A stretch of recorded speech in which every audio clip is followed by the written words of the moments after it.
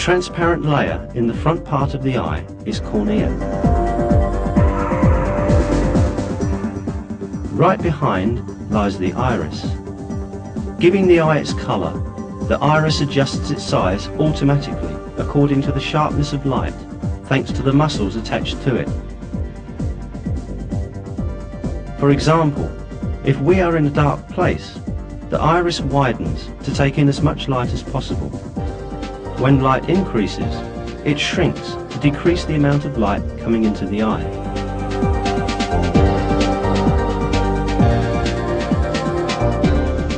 The automatic adjustment system in the iris works like this.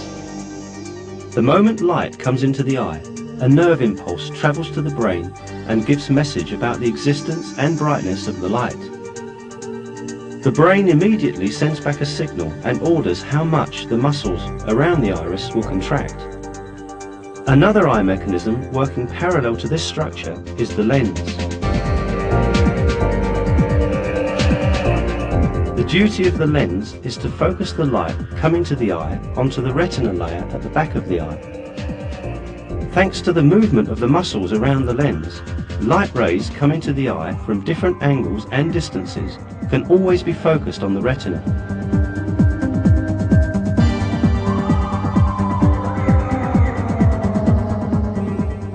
All the systems we have mentioned are far smaller, yet far more superior to the mechanical devices designed by the use of the latest technology in order to imitate the eye.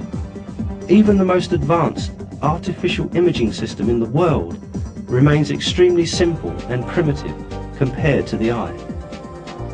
When we think of the effort and knowledge that has been put into developing these artificial imaging systems, we can understand with what a superior creation the eye is made.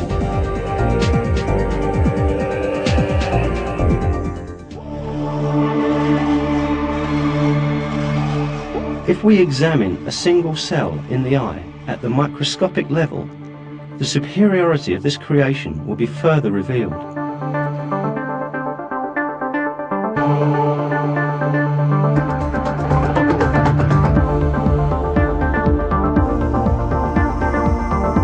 Let us suppose that we look at a crystal bowl full of fruit. The light rays coming from this bowl to our eye pass through the cornea and iris and are focused on the retina by the lens. So, what happens in the retina so that the retinal cells can perceive light?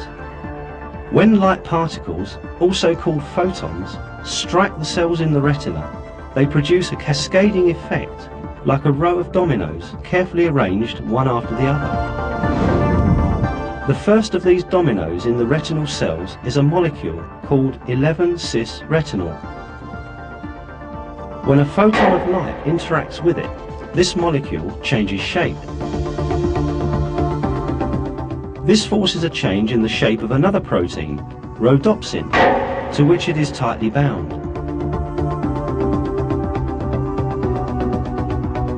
Now, rhodopsin takes such a form that it can stick to another protein called transducin, which was already present in the cell, but with which it could not interact before due to its shape's incompatibility.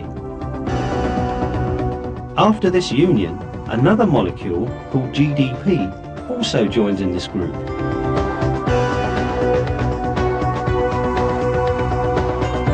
Now, two proteins, rhodopsin and transducin, and a chemical molecule called GDP have bound together. However, the process has just begun. The compound called GDP now has the proper form to bind to another protein called phosphodiesterase, which always exists in the cell.